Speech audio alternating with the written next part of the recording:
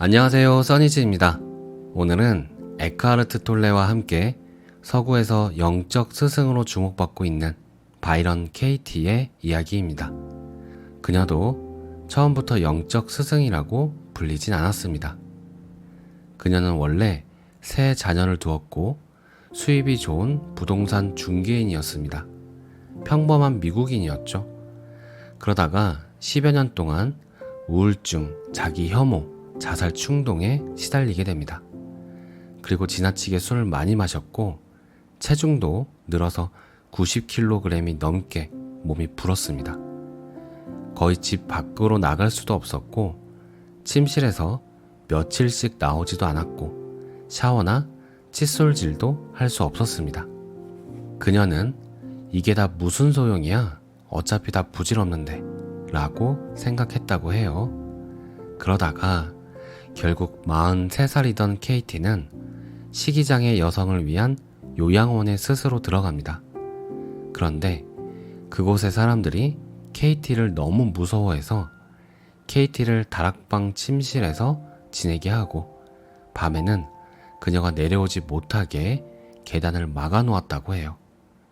이렇게까지 할 필요가 있었을까 싶은데 당시 케이티의 상태를 알 수 있는 부분이죠.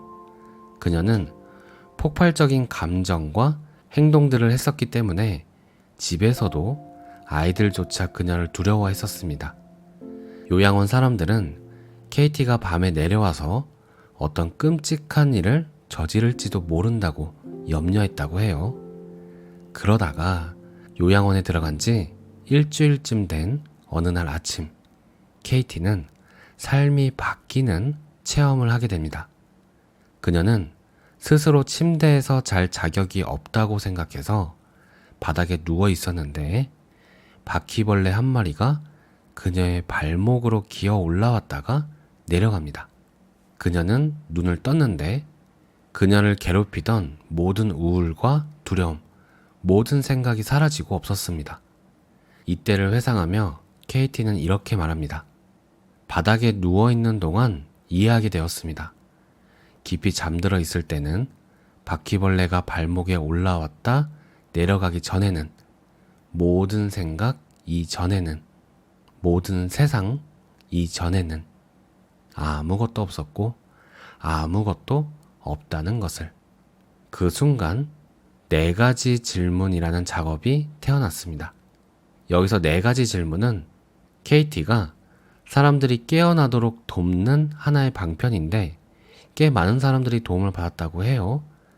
책으로도 4가지 질문이라는 제목으로 나와 있습니다. 다시 돌아가서 케이티는 그 순간 기쁨에 취해 있다고 느꼈는데 그 기쁨이 몇 시간 동안 계속되었고 이어서 며칠 동안 그리고 몇 달, 몇 년이 지나도록 변함없이 계속되었다고 합니다. 그녀가 집으로 돌아갔을 때 그녀의 자녀들의 눈에는 그녀가 완전히 다른 사람처럼 보였다고 해요. 자녀들이 말하기를 엄마의 푸른 눈이 아주 맑고 아름다워졌어요. 누구나 그 눈을 들여다보면 엄마가 아기처럼 천진무구하다는 걸 알 수 있었을 거예요. 엄마는 하루 종일 날마다 행복했고 사랑이 넘치는 것 같았어요. 라고 했습니다. 케이티는 주로 침묵에 잠겨 지냈는데 창가 자리에 몇 시간씩 앉아 있거나 사막에 나가 있었다고 합니다. 케이티는 자신이 어떤 존재 상태에 있는지를 설명할 수 있게 되기까지는 여러 해가 걸렸다고 해요. 자신의 깨달음을 이해하는데 도움이 되는 자료를 주변에서 접할 수가 없었기 때문인데 그녀는 영적인 책을 읽은 적이 없고 영적 수행에 대해 들은 바도 없었습니다. 그래서 자신의 경험을 따를 수밖에 없었고 그녀에게 필요한 것은 오직 자신의 내면에 살아있던 탐구뿐이었습니다. 그녀는 사람으로 사는데 필요한 대부분의 것들을 다시 배워야만 했다고 해요. 시간과 공간 속에서 활동하는 법, 다른 사람들과 대화하기 위해 현실을 명사와 동사로 나누는 법, 과거와 미래가 마치 실제로 있는 것처럼 여기는 법.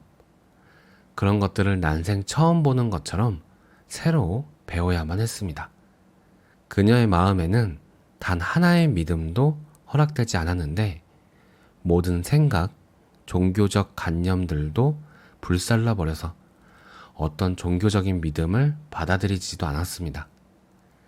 사랑으로 깨어난 그녀는 그 뒤로도 그 사랑의 끊임없는 현존으로 늘 존재했고 변함없이 그 현존을 느꼈다고 합니다. 그로부터 1년 뒤 마음속에서 어떤 믿음과 관념들이 올라왔다고 해요. 그래서 그녀는 근처 사막으로 자주 혼자 나가서 그런 생각들을 탐구했다고 합니다. 그때를 그녀는 이렇게 말합니다. 마음속에 하나의 믿음이 나타날 때마다 그것은 몸속에서 원자 폭탄처럼 폭발했습니다. 가장 큰 믿음은 어머니는 나를 사랑하지 않아 라는 생각이었어요. 몸이 부들부들 떨리고 위축되고 평화가 완전히 사라져버리는 것 같았죠. 그런 믿음이 올라올 때면 눈물이 흐르고 몸이 굳어지기도 했습니다. 곁에 누가 있었다면 내가 발가락에서 머리 끝까지 분노와 슬픔에 빠져 있는 것처럼 보였을지도 모릅니다. 하지만 사실 나는 요양원 바닥에서 깨어났을 때 떠오른 것과 똑같은 맑음, 평화, 기쁨을 언제나 끊임없이 경험하고 있었습니다. 거기에는 나가 남아있지 않았고 세상도 없었고 입에서는 웃음이 쏟아지고 있었습니다. 일어난 믿음은 늘 떨어져 나갔고 진실의 빛 속으로 사라졌습니다. 몸이 부들부들 떨리게 만든 것은 그런 믿음의 찌꺼기였고 그런 것들이 불편한 느낌으로 나타난 것이었습니다. 그런 불편함이 느껴지면 그 이야기가 진실이 아니라는 것을 저절로 알게 되었습니다. 아무것도 진실이 아니었습니다. 이 진실에 대한 알은 아주 유쾌한 농담으로 말할 수 없이 유쾌하며 황홀한 기쁨으로 경험되었습니다. 이렇게 KT는 탐구를 1년쯤 계속하였고 마침내 모든 믿음과 관념이 불살라졌다고 합니다. 그녀는 균형을 잃게 하는 경향이 있는 모든 생각과 심적 사건, 그리고 평화와 기쁨을 감소시키는 반응을 일으키는 모든 것을 엄밀히 탐구했고 마침내 이해로 생각을 만나게 되었던 거죠. KT는 말합니다. 나는 지금 있는 것만을 원하는 사람입니다. 일어나는 모든 관념을 친구처럼 만날 때 나는 자유로워집니다. 작업은 그곳에서 바로 내 안에서 시작하고 끝이 납니다.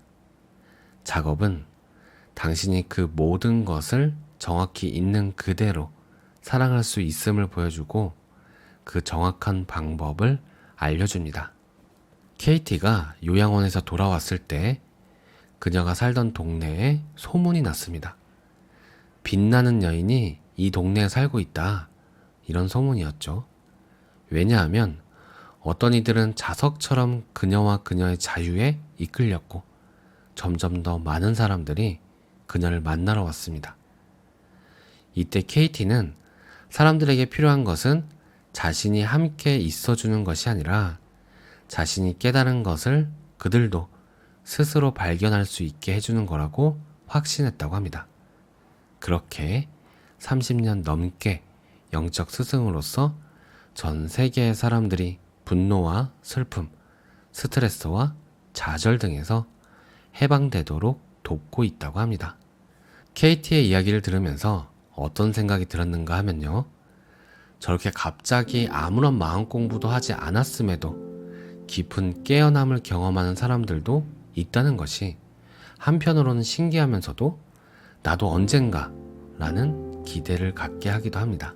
하지만 또 다른 영적 스승 아디아샨티의 말에 따르면 그러한 기댈랑은 하지 말라고 합니다. 왜냐하면 그런 경우는 카르마의 무게가 지극히 가벼운 경우라고 할 수 있는데, 비록 깨어남에 도달하기까지 말 못할 고통을 겪었겠지만 그들의 카르마나 다루어내야 할 삶의 조건들은 그리 깊지 않았을 것이기 때문입니다. 이런 경우는 매우 드물고 어느 세대든지 단 몇 사람만이 더 밟아야 할 변화 과정이 필요 없는 수준의 깨어남을 얻는다고 합니다. 그러고 보면 KT도 깨어남 이후에 사막에 홀로 가서 올라오는 생각과 믿음, 관념들을 탐구하는 과정들을 겪었지요. 결국 깨어남은 여행의 끝이 아닌 것 같습니다. KT도 모든 것을 새롭게 배워야 했지요. 종합해보면 깨어남은 지난 시간 쌓인 카르마들, 생각과 믿음과 관념들이 약해졌을 때 얼핏 볼 수 있는 무언가인 것 같고, 그 이후에 남아있는 찌꺼기들을 없애는 과정이 있는 것 같습니다. 그러고 나면 다시 또 세상을 살아가는 방법을 새롭게 배워가는 거듭난 상태가 되는 게 아닐까 생각해 봅니다. 오늘은 여기까지입니다. 감사합니다.